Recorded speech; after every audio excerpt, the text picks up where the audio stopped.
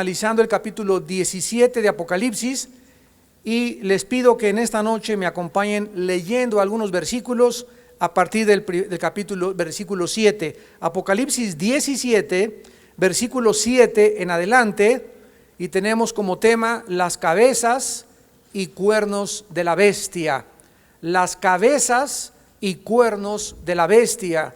El Espíritu Santo en esta noche nos va a revelar, porque la Biblia no es de interpretación privada, el misterio de las 7 cabezas, los 10 cuernos con las que aparece la bestia. ¿Quién es la bestia? El Espíritu Santo también en la Biblia nos los va a revelar, y también quién es, ya sin lugar a dudas, la mujer ramera. Dice Apocalipsis 17, versículo 7, y el ángel me dijo: ¿por qué te asombras? Yo te diré el misterio de la mujer y de la bestia que la trae, la cual tiene las 7 cabezas y los 10 cuernos. La bestia que has visto era y no es, y está para subir del abismo e ir a perdición. Y los moradores de la tierra, aquellos cuyos nombres no están escritos desde la fundación del mundo en el libro de la vida, se asombrarán viendo la bestia que era y no es y será. Esto para la mente que tenga sabiduría. Las 7 cabezas son 7 montes sobre los cuales se sienta la mujer, y son 7 reyes. 5 de ellos han caído, uno es, y el otro aún no ha venido, y cuando venga es necesario que dure breve tiempo. La bestia que era y no es también el octavo, y es de entre los 7 y va a la perdición. Y los 10 cuernos que has visto son 10 reyes que aún no han recibido reino, pero por una hora recibirán autoridad como reyes juntamente con la bestia. Este pasaje que vamos en esta noche a analizar, y como les dije, a sumergirnos profundamente, hemos hasta este momento concluido que al final de los tiempos la Biblia nos enseña que el Señor Jesucristo va a regresar a este planeta a establecer un reino de justicia con la sociedad y el gobierno ideal y perfecto, y con la adoración pura y transparente a Dios. La Biblia dice que desde que el hombre se rebeló en el huerto del Edén hasta la venida de Cristo, el ser humano se va a distanciar, y se va a distanciar más y más y más lejos de Dios. Adán y Eva se encontraban en el huerto del Edén, al oriente, en la presencia de Dios. Fueron expulsados y sacados del huerto del Edén, que se encontraba al oriente. Brincamos a Apocalipsis 4, y Caín es sacado a tierra de Non, o sea, Caín ya está mucho más lejos del huerto del Edén. Brincamos a Apocalipsis 11, versículo 2, y los hombres ya se encuentran lejísimos del lugar del Edén, hacia la tierra de Sinar, buscando la manera de construir una torre para rebelarse contra Dios. O sea que la geografía bíblica nos habla que se resalta la distancia que existe entre el hombre y su creador. Vemos geográficamente cómo desde el capítulo 3 del Génesis el hombre se aleja más y más y más y más y más de su creador, y en Apocalipsis finalmente encontramos al hombre adorando a los demonios, adorando al dinero, adorando a la diosa del sexo, totalmente depravado, totalmente corrompido, y como en los tiempos de Saúl, el pueblo pidiendo un dirigente mundial, un dictador, como cuando Dios les dijo: quiero que yo gobernar sobre sus vidas, y el pueblo le dijo: danos un rey, no queremos una teocracia, queremos un rey. Y Dios les dio lo que le pidieron, y después les acompañó la mortandad. Esto es una forma de tratar de Dios con los seres humanos. Cuando el ser humano insiste en pedirle algo a Dios, Dios te lo da. Si tú te encaprichas con eso, Dios te lo da, pero acompañado con lo que Dios te da, viene el juicio también de Dios. Vemos pues que el mundo surgirá con una rebelión masiva contra Dios, por lo que el espíritu del anticristo, damas y caballeros, santos de Dios, el espíritu del anticristo ya está en operación en el siglo XXI, en el planeta en que estamos viviendo. Antes de que Cristo regrese, la Biblia dice que Él va a destruir toda la maldad de este mundo, porque la justicia no puede coexistir con la maldad y la iniquidad. O sea que hasta que Cristo venga no habrá paz en el mundo. Hasta que Cristo venga, la maldad se multiplicará y será cada vez más grande. Y por haberse multiplicado esta maldad, el amor de muchos hijos de Dios alrededor del mundo se enfriará. Dice la Biblia, en los últimos tiempos vendrán espíritus engañadores. En los últimos tiempos habrá hombres amadores de sí mismos, vanagloriosos, sin afecto natural, mujeres que no les va a importar dejar a sus niños por irse con un amante, hombres que no les va a importar dejar a su familia y a sus hijos por irse con un amante, hombres que perderán sus convicciones propias y se venderán, se prostituirán bajo el espíritu de la ramera, diciéndose cristiano. Todas estas cosas las vamos a comenzar a ver, y dice en Mateo 24, y muchos tropezarán entonces. Y esta palabra tropezar en el griego es escandalizo, o sea, habrá muchos escándalos en la iglesia de Dios.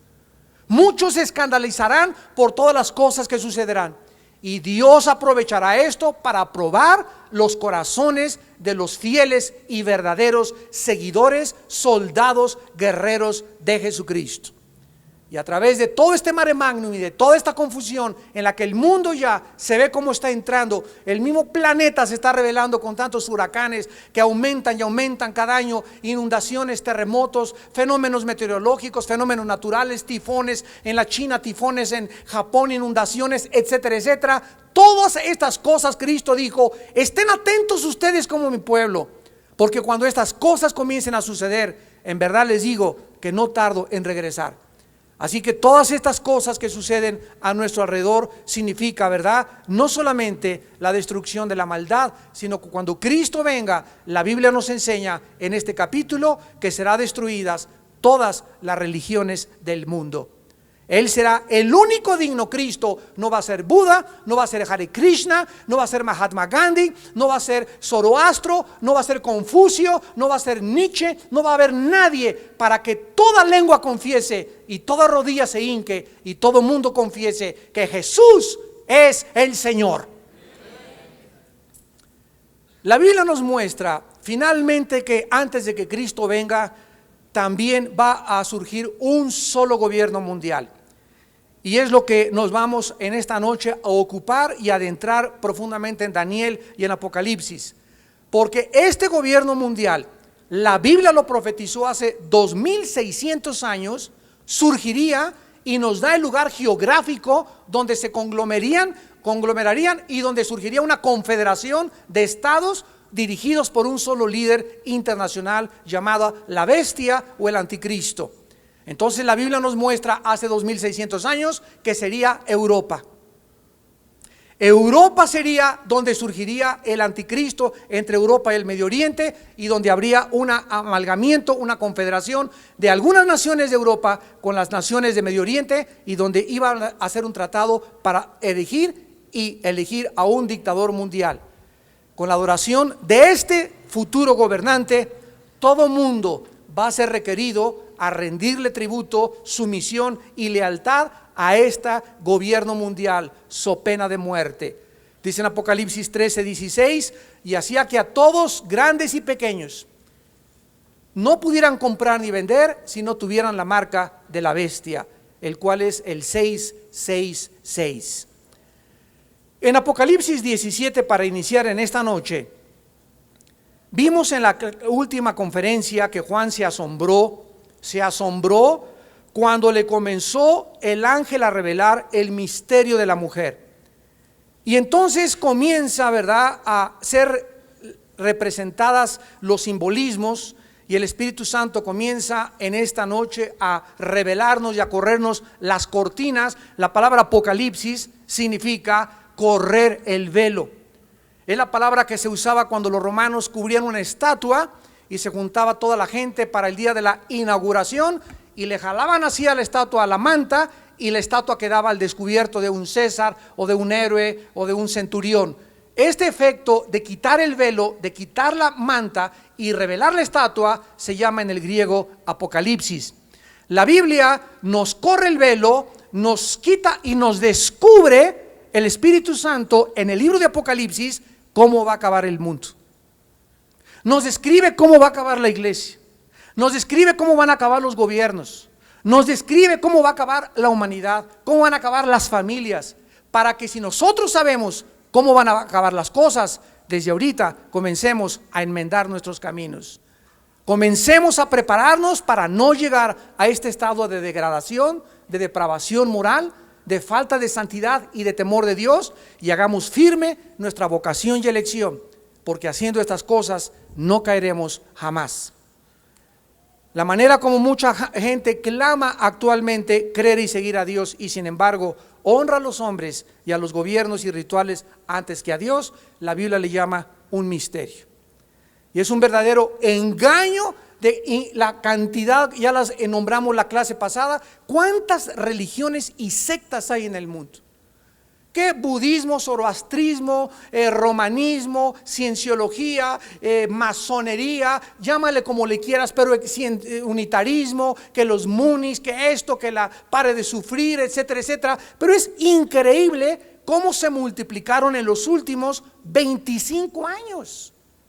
O sea, aparte de las grandes religiones que han existido como el budismo, zoroastrismo, etcétera, etcétera, hay una cantidad ahora de sectas increíblemente, ahora sí que innombrables, que aparecen por todos lados prometiendo al mundo salud, prosperidad, riquezas, con falsos líderes y falsos mesías.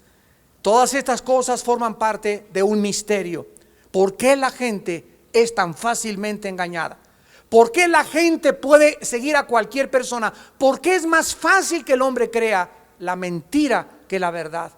¿Cómo es posible que vino la verdad hace 2000 años Jesucristo, la luz, la personificación de la mansedumbre y de la humildad, y le hayan crucificado y el mundo haya dicho, no queremos tu luz, no queremos tu verdad, preferimos a Hitler, preferimos a Zoroastro, preferimos al gordito Buda, preferimos al Dalai Lama, preferimos a Ron Hubbard de la Dianética, preferimos a los masones que a la justicia, la verdad, el camino y la vida eterna? Es un misterio de acuerdo a la Biblia que el Apocalipsis nos revela. Este fue el cuadro que el apóstol Juan pudo ver hace 2000 años, un retrato de cómo todas las religiones en los últimos tiempos de la historia se conglomerarían y se unirían y estarían representadas por una ciudad donde se va a concentrar, vuelvo a repetir, las religiones en el mundo entero. Las religiones del mundo unirán sus manos con el gobierno, con la política del anticristo para conquistar o tratar de dominar el mundo entero.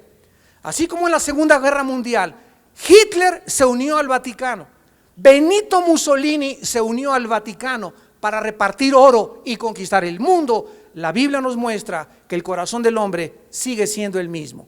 El hombre busca su beneficio, sus intereses personales, con la hipocresía de una religión falsa que engaña al mundo entero. También nos da testimonio la Biblia en el Apocalipsis que millones de nosotros, millones de cristianos que vivan y sobrevivan en los tiempos del anticristo serán masacrados por el anticristo, por rehusarse a adorar y a someterse al gobierno del futuro dictador mundial.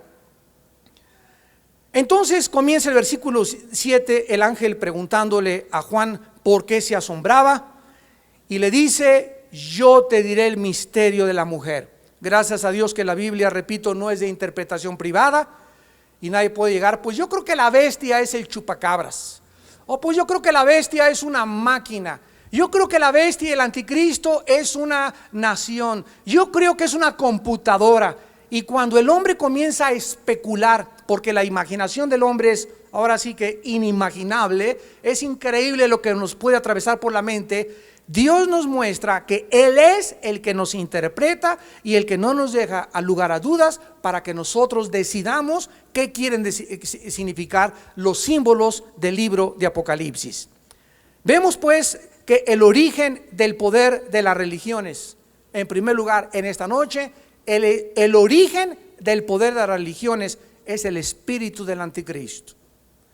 En primera de Juan, antes de Apocalipsis, para que no te vayas hasta Génesis, antes de Apocalipsis está Judas y antes está tercera, segunda y primera de Juan. Vamos a primera de Juan 4 y vemos que esto, o sea, que el espíritu del anticristo ya estaba en operación desde que Cristo vino al mundo. Ya el apóstol Juan anteriormente, antes de escribir Apocalipsis, ya él había tenido esta revelación. Primera de Juan 4, versículos del 2 al 6. Y dice el apóstol Juan, el mismo que escribió Apocalipsis: en esto conoced el Espíritu de Dios. Todo espíritu que confiesa que Jesucristo ha venido en carne es de Dios. O sea que para poder definir, distinguir, discernir que una persona tiene el Espíritu de Dios, esa persona tiene que confesar y reconocer que Jesucristo nació de una virgen, fue encarnado y vino en la forma de un ser humano.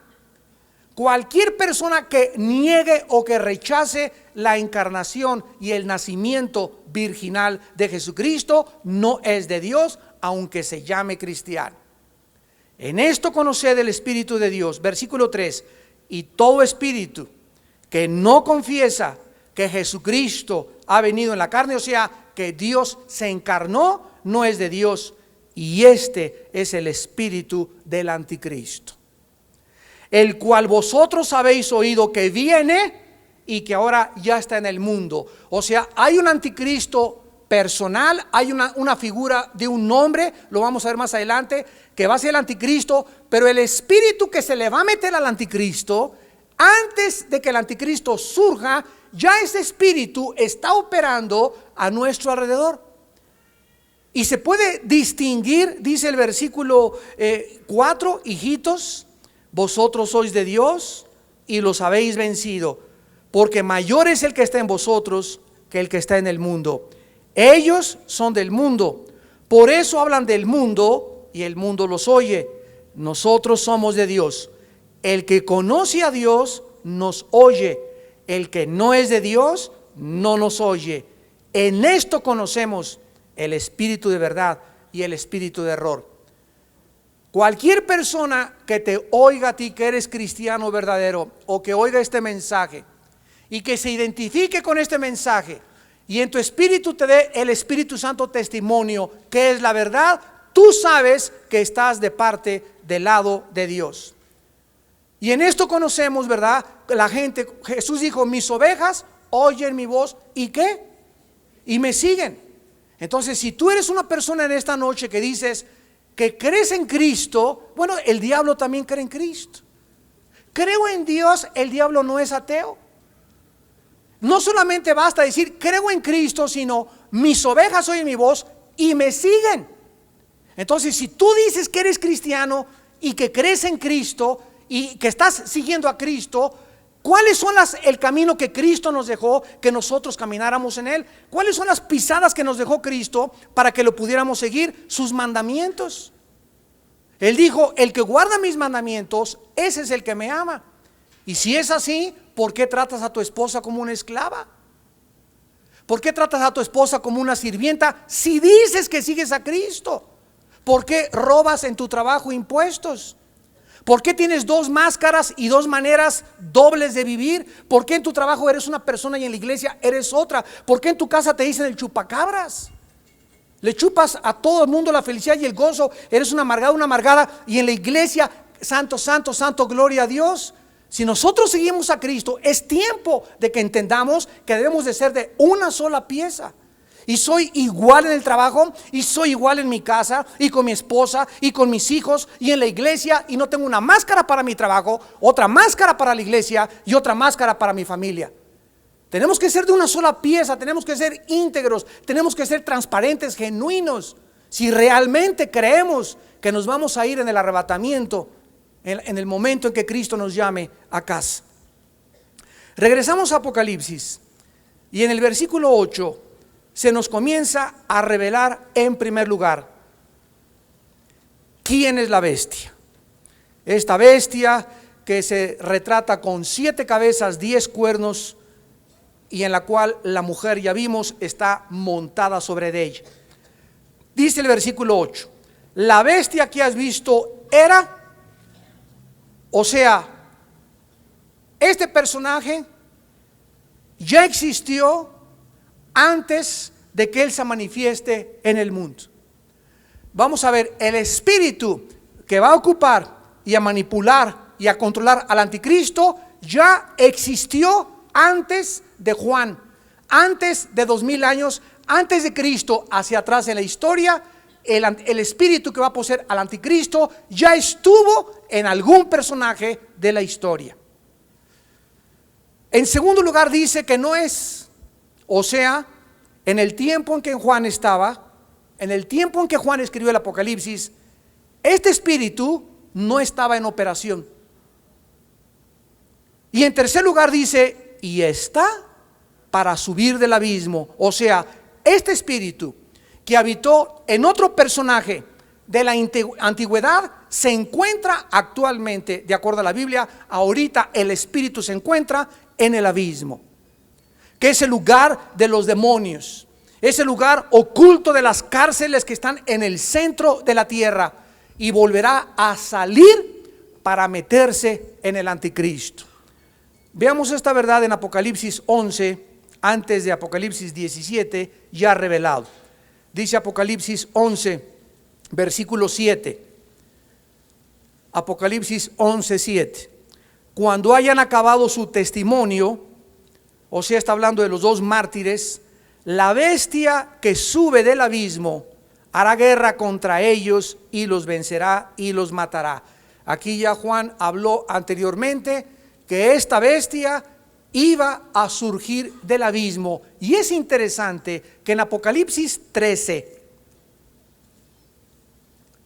versículo 1, el apóstol Juan vea salir a la bestia del mar. Me paré sobre la arena del mar y vi subir del mar una bestia, vi subir del mar. Y compárenlo con el versículo 11, donde la otra bestia, o sea, el falso profeta, sube de la tierra. ¿Ya lo vieron? La bestia, el anticristo, sube del mar. El falso profeta, el líder de las religiones falsas en el futuro, que se va a unir al anticristo, surge de la tierra. Ahora, el apóstol Juan, ¿dónde se encontraba cuando escribió Apocalipsis? Se encontraba en una isla llamada Patmos, que se encuentra exactamente geográficamente en lo que actualmente se conoce como el mar Egeo, casi enfrente donde fueron las Olimpiadas estas pasadas de Grecia. Ahí enfrente está el mar Egeo, muy cerquita de ahí, de Atenas. Se puede ir en barco en casi, creo que menos de una hora. Y ahí se encontraba. Entonces vemos que el anticristo surge del Mediterráneo, del mar Mediterráneo. Pero es interesante que el anticristo sube del mar. ¿Y por qué sube del mar? Bueno, en Isaías capítulo 27 se nos revela que el abismo y Satanás opera en el mar.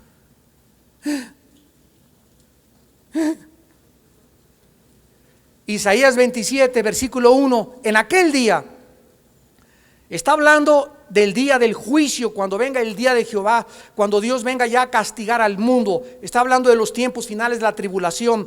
En aquel día Jehová castigará con su espada dura, grande y fuerte a Leviatán, serpiente veloz, y a Leviatán, serpiente tortuosa, y matará al dragón que está en el mar. Y en Apocalipsis 12, el Espíritu Santo usa la imagen del dragón, porque el dragón en la Biblia representa a Satanás. La figura, leí antier esta estadística, la figura que más se tatúan los jóvenes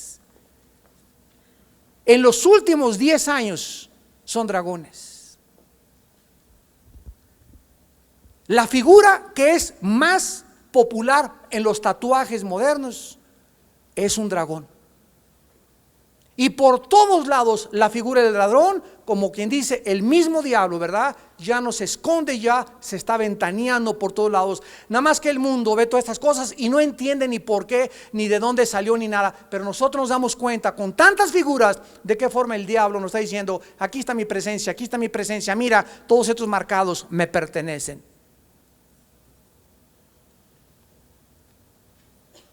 Y dice en Apocalipsis, regresamos a Apocalipsis 17, versículo 8, que la bestia era, no es y está para subir del abismo. Y antes de ir a lo que dice e ir a perdición, recordamos entonces con esto algo interesantísimo de la Biblia. La Biblia nos revela, amados santos, que cuando una persona, por ejemplo, que perteneció a la brujería, se muere, el espíritu que operaba en esa persona y que le daba disque poderes, porque los poderes humanos no existen, la Biblia nos los revela. Por ejemplo, levitarse, el hipnotismo, la clarividencia, los fenómenos psíquicos, los fenómenos paranormales, que una persona pueda leer las cartas con los ojos vendados, que una persona pueda caminar sobre brasas de fuego, que se puedan atravesar cuchillos, que Uri Geller, el judío, pueda a distancia doblar cucharitas con la mente y parar relojes, que lo vemos, que no hay truco, hay muchos trucos de los magos, pero hay cosas que son sobrenaturales, que van más allá de lo que es lo natural. Y la Biblia nos muestra que detrás de estas personas que impresionan al mundo, y de brujos que mandan matar a personas, y que es real muchas veces, como el vudú de Haití es real, mandan maldiciones y matan a muchas personas. Detrás de estas personas se encuentran espíritus de demonios. Y cuando se muere ese brujo, o cuando se muere ese psíquico, o cuando se muere ese asesino, ese espíritu se sale de la persona. Y entonces se llaman espíritus familiares, porque ese espíritu de tu tía Chole o de tu tatarabuela buscan siempre familiares del que se murió. Y primero buscan entre los hijos, ¿quién es entre los hijos el descarriado? ¿O cuál de las hijas para continuar con la prostitución, con el alcoholismo, con la diabetes, con ataques del corazón? Esos espíritus buscan meterse en algún hijo, alguna hija rebelde o desobediente, para continuar y perpetuar las maldiciones.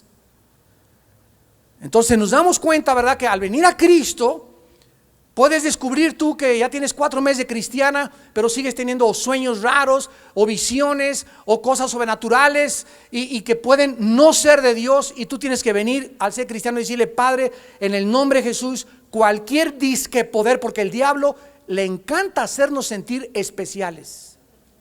Que te digan que eres Esther, que te digan la profetisa cuando son demonios, o que tienes sueños. Y hermano pastor, escúcheme, aquí tengo una carta. Bueno, ustedes no se imaginan cuántas cartas nos entregan a nosotros, de sueños, de visiones, y que lo vi por acá y lo vi por allá. Pues gracias hermana, gracias hermana y gracias hermana, ¿verdad? Pero el 95% no es verdad. Dios nos habla, gracias a Dios, a través de la Biblia. El día que yo me separe de la Biblia, Dios va a tener que mandarme un mensaje por otro lado. Pero si yo vivo en la Biblia, yo puedo ser sensible a lo que Dios me diga sin mandarme otros correos. Entonces, cuando alguien cree que Dios le habla por visiones y por sueños, y hermano, yo tengo espíritu de profecía, siempre les pregunto: recítame de perdida un salmo de memoria. ¿Qué está usted diciendo, hermano? Recítame por lo menos un capítulo de memoria en la Biblia. ¿Cómo te atreves a decir que eres profeta y que recibes mensajes de Dios cuando no vives en la palabra de Dios? Cuando la palabra de Dios no mora en tu corazón. Cuando no eres una mujer de la Biblia que la medita día y noche, y que ni siquiera un salmo te sabes de memoria, y te atreves a decir que Dios te va a dar una revelación extra bíblica, cálmate, Débora.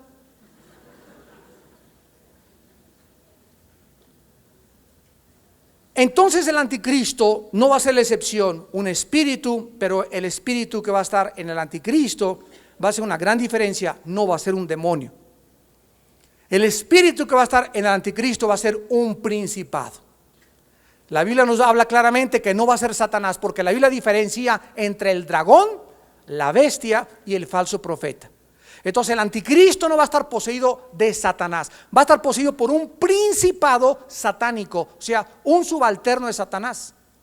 Y Satanás le va a entregar el poder, la autoridad, como lo vimos en Apocalipsis capítulo 13. Y finalmente dice la Biblia que el anticristo irá a perdición. Apocalipsis 17:8. Esta palabra perdición, apoleia en el griego, es muy importante, porque significa irá a la devastación, a la ruina, condenado a una existencia sin significado ni valor. sufrir una ruina para siempre. Eso es el infierno. Hay una secta que se llama los Testigos de Jehová y dicen que el infierno es aniquilación, destrucción del alma, y eso no enseña la Biblia. La Biblia enseña que sufrirán por los siglos de los siglos de los siglos de los siglos, y vamos a comprobarlo en Isaías capítulo 14. Vamos a Isaías capítulo 14 y veamos el cuadro que el Espíritu Santo nos pinta del infierno y de cómo las personas que están ahí viven, reaccionan, y todas las cosas que hizo el anticristo y el mismo Satanás. Dicen en Isaías capítulo 14 versículo 15 en adelante, está hablando todo el contexto de Satanás y del anticristo. Isaías 14 del 15 al versículo 20.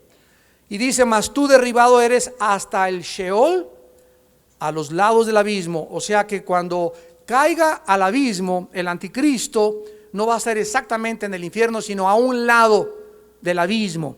Y dice: se inclinarán hacia ti los que te vean, o sea, los que están en el abismo y en el infierno, te contemplarán diciendo: ¿es este aquel varón que hacía temblar la tierra? Que trastornaba los reinos, que puso el mundo como un desierto, que asoló sus ciudades y que a sus presos nunca abrió la cárcel. Vean ustedes todo lo el anticristo va a hacer temblar la tierra, va a trastornar los gobiernos, va a poner el mundo como un desierto, va a asolar las ciudades, y a todos sus cautivos nunca los dejará escapar. Dice el versículo 18: todos los reyes de las naciones, todos ellos yacen con honra, cada uno en su morada.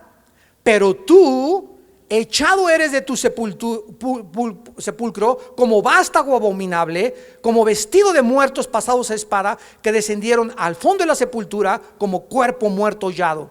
No serás contado con ellos en la sepultura, porque tú destruiste tu tierra, mataste a tu pueblo. No será nombrada para siempre la descendencia de los malignos. Aquí nos comprueba otra vez la Biblia que el anticristo será de raza judía. Eso jamás he tenido yo ninguna duda. Y en Apocalipsis 20:10, regresamos a Apocalipsis, vemos también que no es una destrucción o aniquilación del anticristo ni del mismo Satanás. En Apocalipsis 20, versículo 10, ya que al final el diablo se ha desatado y vuelto a atar después del milenio, dice Apocalipsis 20:10, y el diablo que los engañaba fue lanzado ¿a dónde? Ya el abismo no va a existir, van a ser sacados todos de ahí. Por eso podemos ubicarnos en la Biblia cuando está hablando de una cosa y cuando está hablando de otra cosa. Isaías está hablando desde antes del lago de fuego, cuando está en el abismo, y del abismo, dice la Biblia, será lanzado al lago de fuego y azufre, donde estaban ¿quiénes? La bestia y el falso profeta. O sea que el anticristo y el falso profeta serán las primeras criaturas en inaugurar el lago de fuego. Van a ser los primeritos en entrar ahí. Y después de que el anticristo y el falso profeta estén en el lago de fuego, van a pasar 1000 años. Y después de los 1000 años que Satanás se ha soltado de su prisión y otra vez vuelto a capturar, entonces será echado al lago de fuego. O sea que el anticristo y el falso profeta, cuando el diablo se ha echado, ya tenían 1000 años en el lago de fuego. Entonces, ¿cuál aniquilación, señores testigos de Jehová? Es un lugar horrible donde permanecerán por los siglos de los siglos. Apocalipsis 17, versículos 9 y 10, la interpretación de las 7 cabezas.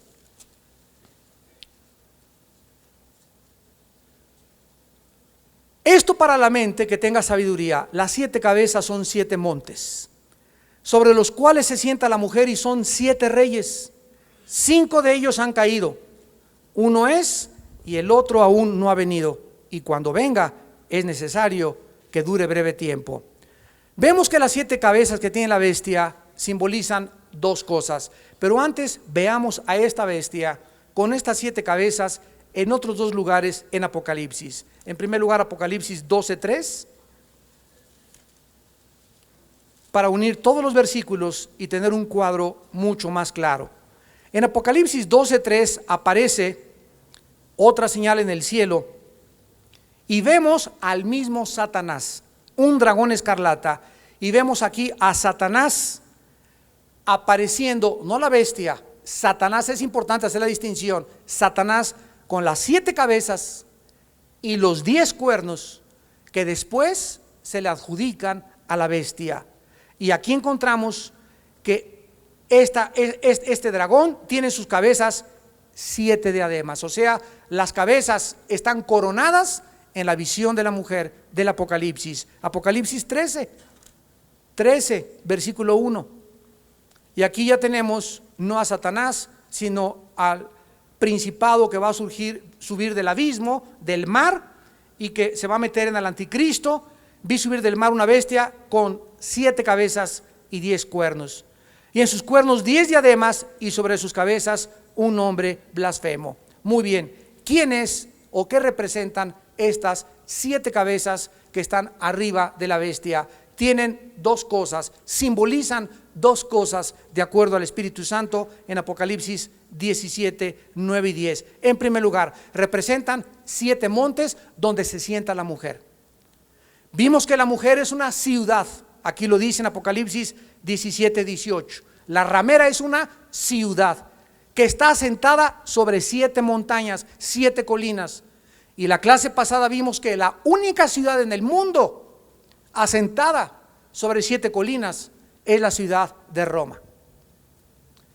Sabemos que esta mujer ramera representa a una ciudad, y ahora se nos revela que está asentada esta ciudad sobre 7 montes. Y en segundo lugar, las 7 cabezas también representan 7 reyes, y están representando a 7 gobernantes que el diablo, como apareció en Apocalipsis 12, y esto nos da la clave, estos 7 reyes, estos 7 gobernantes, 5 habían caído en tiempos de Juan. En tiempo de Juan, un gobierno o un rey era, y después habría de venir otro por otro poco de tiempo, y el octavo, vamos ahorita a hacer las cuentas, sería el mismo anticristo, la misma bestia. Dice en Apocalipsis, versículo 10, capítulo 17, son 7 reyes, 5 de ellos han caído. O sea, ¿qué imperios mundiales antes del apóstol Juan cayeron? Y que al mismo tiempo, si el diablo se retrata o simboliza como llevando estas 7 cabezas, implica que el diablo ha estado detrás de estos 7 reyes, detrás de estos 7 gobernantes, o detrás de estos 7 imperios mundiales. Y porque el diablo está detrás, como la Biblia dice, de los mismos gobiernos. ¿Cuáles son los 5 imperios de la antigüedad que antes de Roma existieron en los tiempos de Juan? Número 1, el imperio egipcio. En segundo lugar, el imperio asirio. En tercer lugar, el imperio babilónico. En cuarto lugar, el imperio medo-persa. Y en quinto lugar, el imperio griego. Egipto, Asiria, Babilonia, Medo-Persia y Grecia han sido los 5 imperios que antes de Roma existieron en el pasado, controlados por Satanás. ¿Y cómo sabemos que son ellos? Porque estos 5 imperios fueron antisemitas. No es coincidencia que la historia nos revele que estos 5 imperios persiguieron a los judíos. ¿Por qué? Porque siempre que hay una persecución contra el pueblo de Dios o contra la iglesia, sabemos que es un espíritu del anticristo. Satanás odia al pueblo de Dios, que fue Israel del Antiguo Testamento, y nos odia actualmente a nosotros, que somos la iglesia, y odia la Biblia y odia la sangre de Jesucristo. Regresamos a Apocalipsis y vemos en el versículo 10 que 5 de ellos han caído, y los acabamos de nombrar. Dice el apóstol Juan que una de las cabezas era, ¿quién era, verdad? En tiempos de Juan, el imperio mundial, Roma. Y dice, y el otro aún no ha venido. Qué interesante, que desde hace 2000 años que el Imperio Romano surgió en la historia desde hace 2000 años hasta el siglo XXI que vivimos, no ha vuelto a surgir ningún imperio mundial. A principios del siglo XX se perfilaba Inglaterra, ya que había controlado casi todo el Medio Oriente. Después vinieron los otomanos turcos, volvieron a entrar los ingleses y llegamos hasta 1939 cuando Hitler toma el poder ya como el Führer, donde Alemania estuvo a punto de convertirse en un imperio mundial, que Adolfo Hitler llamó el Tercer Reich. Reich significa en alemán imperio. Entonces Hitler quería que su imperio conquistara Europa, todo el Medio Oriente, ¿verdad? Pero gracias a Dios que no era en la soberanía de Dios el plan de Dios, y en el 45 fue aniquilado, se suicidó en su búnker en Berlín, y ahí se acabó lo que el sueño de Alemania había anhelado. Termina la Segunda Guerra Mundial, ¿y quién fue el país que dominó al mundo? O sea, ¿quiénes fueron los ganadores de la Segunda Guerra Mundial? Los Estados Unidos de Norteamérica, junto con Inglaterra y con Rusia. Derrotaron a Alemania, derrotaron a Hitler con su nazismo y al fascismo de Mussolini. Y entonces Estados Unidos en el 45 surge en el mundo como la nación preponderante y la que comenzaba a tener la supremacía militar, económica y política en el mundo entero. Llegamos a 1950, 4 o 5 años después, y comienza a levantarse paralelamente con Estados Unidos, Rusia, la Unión de las Repúblicas Socialistas Soviéticas. Y comienza lo que se llama desde 1950 hasta 1987-89 la Guerra Fría. ¿Por qué se llama Guerra Fría? Porque no hubo bombazos entre Rusia y entre Estados Unidos, aunque estuvieron a punto en Bahía de Cochinos, cuando en los 60 Nikita Khrushchev quería meter los misiles nucleares con Castro en Cuba. El presidente Kennedy los mandó sacar, hasta una película hicieron de eso, ¿verdad? Pero jamás hubo un enfrentamiento por lo que se llamó la Guerra Fría. O sea, comenzaron los dos a competir, quién era más, y gracias a Dios que nunca hubo una confrontación. En 1989 Mikhail Gorbachev, el último premier ruso, va al Vaticano, se enfrenta al Papa Juan Pablo II y le dice: quiero que manden el correo y que la prensa esté aquí, y a usted como representante de la religión más poderosa en el mundo le quiero confesar que Rusia cometió 2 equivocaciones, por lo que ahora mi filosofía se llama la perestroika, que significa un cambio radical de la política rusa atea a un gobierno democrático y no socialista. Y Khrushchev le dice al Papa Juan Pablo II en 1989: quiero decirle que el error de Rusia fue haber negado a Dios y haber hecho a fuerza al pueblo ateo, y número 2, habernos aislado de los países comerciales democráticos con el cual podíamos intercambiar comercio y con el cual podíamos vivir, porque no podemos aislarnos del mundo sin poder tener comercio con los demás países en el mundo occidental. Entonces cae Rusia ante los ojos, se derrumba el muro de Berlín, y del 89 sigue Estados Unidos en la supremacía del mundo, con el mejor ejército, con más dinero, con la mejor comida, con los mejores shoppings, con las mejores malls, con las mejores tiendas, con el mejor ejército, bueno, con el multimillonario, el ejército americano. Y Estados Unidos comienza a mandar soldados a todas partes del mundo para evitar que países se levantaran con regímenes comunistas, que amenazaran dictadores, que amenazaran exactamente la paz mundial, y se convierte en el policía del mundo. Eso al mundo no le gusta, porque el mundo nunca quiere sentirse que nadie lo defienda. Es una contradicción y una ironía de la conducta humana, que la persona que me da de comer le quiero morder la mano. Sin embargo, es el único país en el mundo que acepta a todos los emigrados del mundo entero. Hay chinos, hay asiáticos, hay japoneses, hay mexicanos, y preguntan a los paisanos que han podido lograr pasar al otro lado, cómo viven allá. No todos lo logran, ¿verdad? Pero por lo menos encuentran trabajo. A ver, ¿quién quiere venirse a México? ¿Quién quiere venirse a Oaxaca?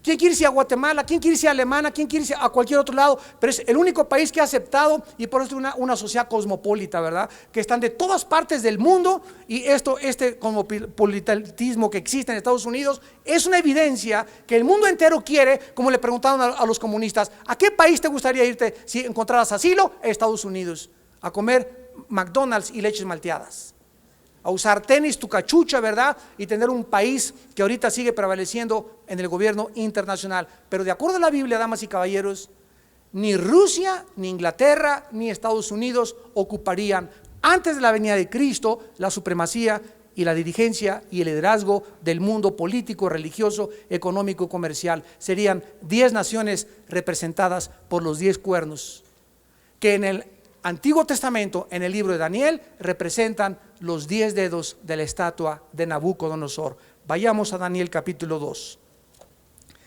Qué precisa, maravillosa y exacta es la profecía de la Biblia. No tienes por qué ir con Walter Mercado.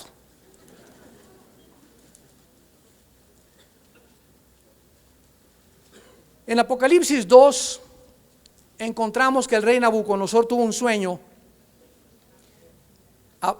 Daniel 2, y que en este sueño vio una estatua con la cabeza de oro, el pecho y los brazos de la estatua eran de plata, el vientre de la estatua era de bronce, y las piernas de la estatua eran de hierro las dos piernas, y los dedos de la estatua eran una mezcla de barro con hierro.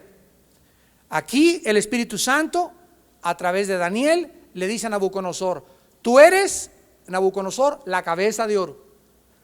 Después seguirá otro reino, y la historia nos dice que después de Babilonia vinieron los medos persas. El bronce sería Grecia, que fue el tercer imperio, y las piernas de hierro era el imperio romano, el que crucificó a Jesucristo. El imperio romano, representado por las dos piernas, fue dividido, por eso eran dos piernas, en Constantinopla y en Alejandría.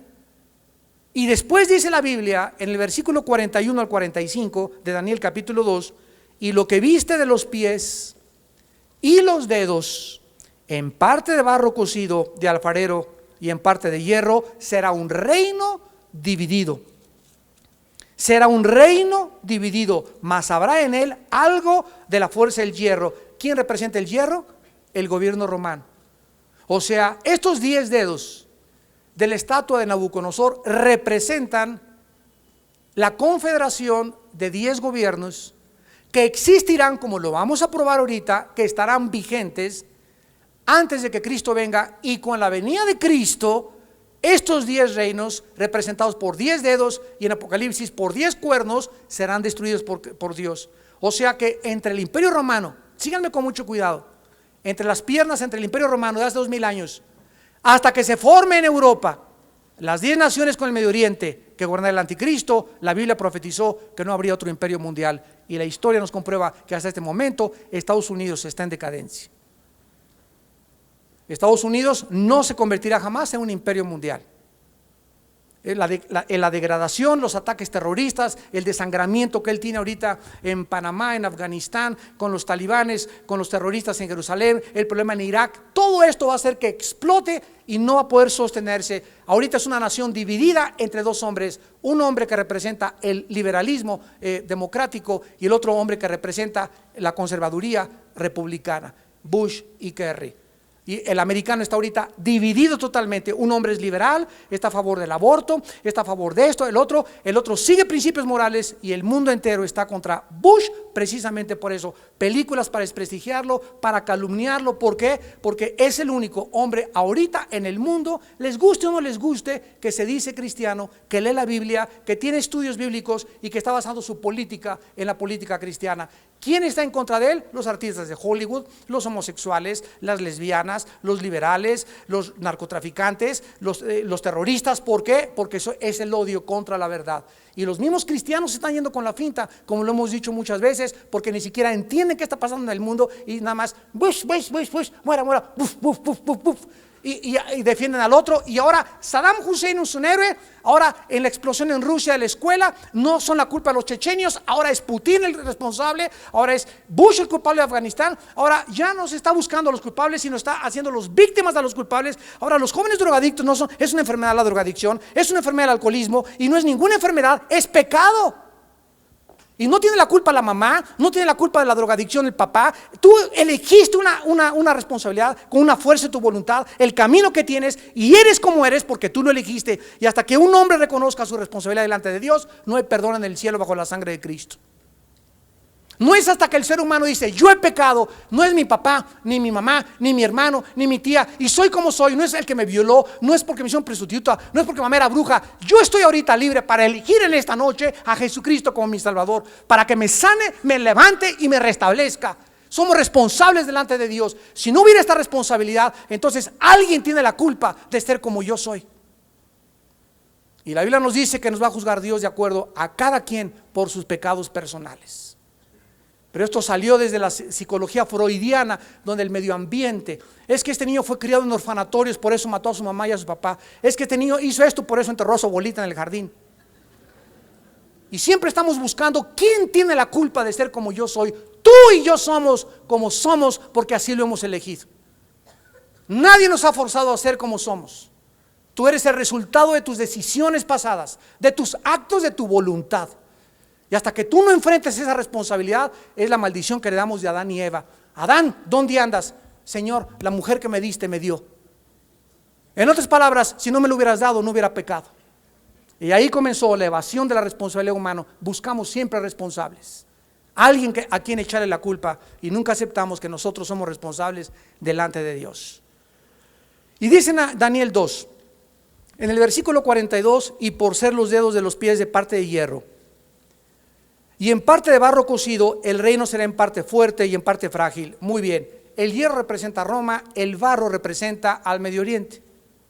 De acuerdo a la Biblia, los 10 dedos, la última forma de gobierno mundial de la estatua de Nabucodonosor, va a ser una mezcla de Roma, las piernas, y de barro que representa el Medio Oriente. Y es increíble que a la luz de los acontecimientos de las últimas 2 guerras del Golfo Pérsico en los 90s, esto encaje perfectamente bien. Miren ustedes, Europa, desde 1957 que se firmó el Tratado de Roma y que comenzó a organizarse como la Comunidad Económica Europea, ahorita la Unión Europea, que conglomera ahorita 25 naciones, es el mercado más fuerte del mundo ahorita Europa. El euro es un peso más arriba ahorita que el dólar.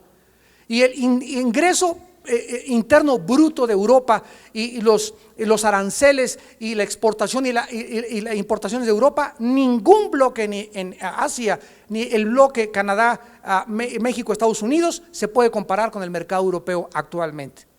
Es un bloque económico tremendo, potencial, y no tarda en formar un gobierno solamente y un poder militar. Ahora bien, en el Medio Oriente está el petróleo del mundo. El 65% de las reservas petroleras del mundo se encuentran en el Medio Oriente. Europa necesita que ese petróleo fluya a Europa sin ningún problema, y mientras haya terrorismos, ataques, y Estados Unidos esté en Irak, un país que casi tiene el 35-40% de las reservas petroleras del mundo, no puede Europa poder verdaderamente emerger y surgir con más poderío, con un potencial que ya tiene actualmente, mientras no se garantice el flujo del petróleo al mundo occidental. Entonces, ¿qué va a pasar? Estados Unidos, lo vamos a ver, se va a ir hundiendo, hundiendo y hundiendo, porque Estados Unidos, ojo, no aparece en los países de los últimos tiempos. A Estados Unidos le van a hacer 2 cosas: o ataques terroristas van a acabar de minar y de leudar totalmente su sociedad por todos lados, donde no van a poder pelear con tantas mosquitos que se les vienen como un grupo de abejas africanas, o en segundo lugar, por ataques nucleares. Pueda ser destruido desde cualquier parte del mundo, donde misiles pueden alcanzar sus principales ciudades y destruir Estados Unidos. Pero Estados Unidos, como vaya a caer, no aparece en las profecías de los últimos tiempos. Cuando caiga Estados Unidos, va a surgir solamente Europa. Y Europa va a ser el único bloque de 25 naciones que va a garantizar el flujo del petróleo. Van a nacer 5 naciones de Europa y 5 del Medio Oriente en un tratado, y ahí sale el anticristo. Y todo esto está delante de nuestros ojos, en el Universal, en el Reforma, en el Financiero, en el Milenio, en la cadena CNN, CBC, Fox. En todos lados vemos en los noticieros lo que está pasando. Y antes de las noticias de mañana en la mañana, la Biblia ya nos lo decía con siglos de anticipación. Para que cuando suceda, dijo Jesús, ustedes sepan que yo se los dije antes. Entonces estos 7 reyes han caído, los 10 cuernos son los últimos. Regresamos a Apocalipsis para terminar, no nos da tiempo de irnos más profundamente, pero estos 10 cuernos que repito van a ser la última forma de una unión confederada de 10 naciones entre Europa y el Medio Oriente. Dice el versículo 16: y los 10 cuernos que viste en la bestia, Apocalipsis 17, 16, aborrecerán a la ramera, o sea, a esta ciudad que representa a la conglomeración de todas las religiones, la dejarán desolada, desnuda, devorarán sus carnes y la quemarán con fuego. Dice la aborrecerán, o sea, la odiarán a muerte, la dejarán desolada, o sea, la destruirán materialmente a Roma, la desnudarán, van a descubrir su engaño y su hipocresía, devorarán sus carnes, confiscarán sus riquezas y la quemarán con fuego, tal como lo vamos a comprobar en Apocalipsis 18. Y así es, y así ha sido. Una vez que el poder político, que es la bestia, ha usado a la ramera, al poder religioso, ya no la necesita más, se deshace de ella. ¿Se dan cuenta ustedes que la ramera y la bestia se juntaron en la crucifixión de Cristo? ¿Cuál fue el poder espiritual que crucificó a Cristo? ¿Roma? No. Roma, representado por Poncio Pilato, el poder religioso representado por el Sanedrín, le trajo a Jesús al gobierno político, al gobierno romano. Pero el que crucificó, el que trajo al gobierno político representado por Pilato en Roma a Cristo, fue el poder religioso de Israel, las religiones. Pilato y Herodes se hacen amigos en ese tiempo porque tenían discrepancias, y entonces Pilato por poder ganarse la confianza del poder religioso y para que no hubiera muchos disturbios, les dice: pues ahí se los entrego, pero miren, hay un preso llamado Barrabás y escojan ustedes alguno. No, que Barrabás, crucifícale a él. Pero el poder religioso ejerció presión sobre el poder político, y el poder político siempre ha necesitado al poder religioso para poder ganar las urnas en los tiempos de votación. Por eso las religiones que dominen a un país son las que más les interesa a cualquier gobierno, porque es la forma como trabaja el poder político. Y una vez que el poder político alcanza sus metas y su cima y el pináculo donde quiere subir, se deshace del poder religioso. Entonces, la bestia y la ramera se encontraron con Cristo y se volverán a encontrar al final de los tiempos. El poder político se unirá al poder religioso para perseguir a los cristianos. Y después de que el poder religioso haya sido usado por el poder político, la quemarán a la ramera, a esa ciudad, la quemarán por fuego, confiscarán sus riquezas y se desharán de ella. Y entonces el único Dios, segunda de Tesalonicenses 2, no habrá más Dios que el anticristo. Y aborrecerá y hará a un lado todas las religiones, y la única religión que prevalecerá será la religión del anticristo. ¿Estás tú preparado para estos tiempos? Concluimos que la ramera será una ciudad que ha profesado conocer a Cristo, pero que sin embargo ha sido hallada culpable en la Biblia de toda la sangre derramada de los mártires de Jesús. En segundo lugar, será una ciudad que tendrá como centro la unión de todas las religiones del mundo, en lo que ahorita se conoce como el ecumenismo. En tercer lugar, será o se convertirá en el centro de las religiones internacionales. En cuarto lugar, será una ciudad gobernada por los poderes del mal y usada por la brujería del anticristo al principio de su carrera. Y finalmente, esta ciudad será destruida por el mismo anticristo. Sus 10 reinos la destruirán y él se convertirá en el futuro dictador y Dios de este mundo. En esta noche, ¿a quién estás tú sirviendo? ¿Quién es tu amo?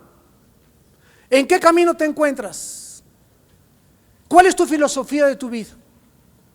¿Cuáles son tus convicciones de tu vida? ¿Quién es tu héroe? Como dice en 1 Corintios, ¿dónde está el escriba? ¿Dónde está el disputador de este siglo? Tráeme a José Benítez, tráeme a Oscar Paz, a William Shakespeare, tráeme a los escritores que tengas, dice la Biblia, tráeme, como dicen en México, a tu gallito. Y yo te presento a mi gallo, dice Pablo, al Hijo de Dios. Tráeme tus libros sagrados y vamos a compararlos con la Biblia. El libro que quieras, busca en los billones de volúmenes de literatura en las bibliotecas y tráeme el libro que más creas que es el que tenga mejor información y más conocimiento y más misterio, y compáralo con la Biblia. Y nos damos cuenta que todos absolutamente son apariencia y basura comparados con la Biblia y con el Hijo de Dios. Cuando nosotros decimos seguimos a Cristo, sabemos en quién hemos creído.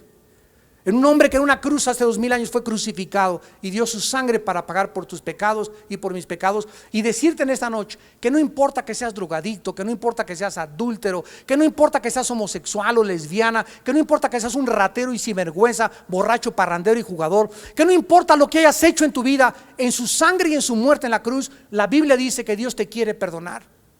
Que Dios te ofrece en esta noche el perdón de tus pecados, te ofrece la vida eterna. Si tú en esta noche te arrepientes, reconoces que la has regado, reconoces que tu vida ha sido una equivocación, reconoces que no estás viviendo de acuerdo a la norma y al parámetro de Dios, y en esta noche, en una humillación total y sincera, te hincas y le dices: Dios mío, contra ti he pecado, contra ti solo he pecado, he hecho lo malo delante de tus ojos, perdóname, sácame, ayúdame, dame tu mano, Jesús.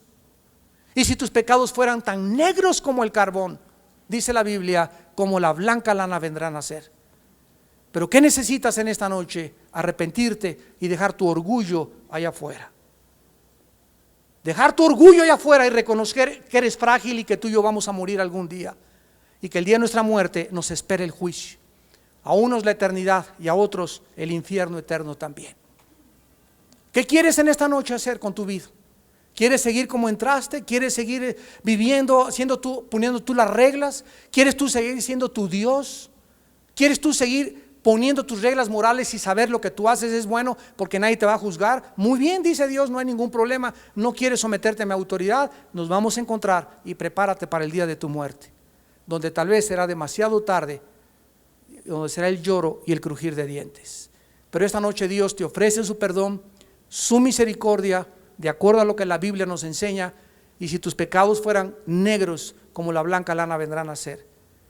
Porque Dios muestra su amor para con nosotros en que siendo aún pecadores, Cristo murió por nosotros. Las buenas noticias no es que Dios te dice: ven esta noche y ya, deja de tomar, deja el amante, deja el juego, deja esto. Dios te dice: ven como estás. Así como estás de sucio en los harapos que traes ahorita espirituales, así en lo negro de tu vida, ven, dice el Dios, y yo te voy a lavar. Yo te voy a quitar esas ropas harapientas que traes y te voy a vestir con mis vestidos de justicia y te voy a dar el perdón y la vida eterna y el poder para levantarte del basurero donde vives. Ese es el mensaje glorioso de las buenas noticias de Jesucristo. ¿No quisieras tú en esta noche aceptarlo? Recibirlo en tu vida. Y esta gracia que Dios te ofrece, aceptarla para que tú puedas en esta noche convertirte en una nueva criatura. Les pido que inclinen su cabeza. Y así con tu cabeza inclinada. La Biblia dice: de tal manera amó Dios al mundo. De tal manera amó Dios tu vida y te ama, que dio a su Hijo Jesucristo en una cruz, para que Él pagara por nuestros pecados, ya que nosotros, dice la Biblia, nunca hubiéramos podido pagar por ellos con ninguna buena obra que hubiéramos hecho. Porque la salvación no es por las obras, es por la obra y la sangre derramada en el Calvario. La Biblia dice en primer lugar que si tú quieres este perdón, que le costó al Hijo de Dios su sangre y su vida, te arrepientas de tus pecados. Arrepiéntete en esta noche. Arrepentirse es reconocer sinceramente y simplemente que vives equivocadamente.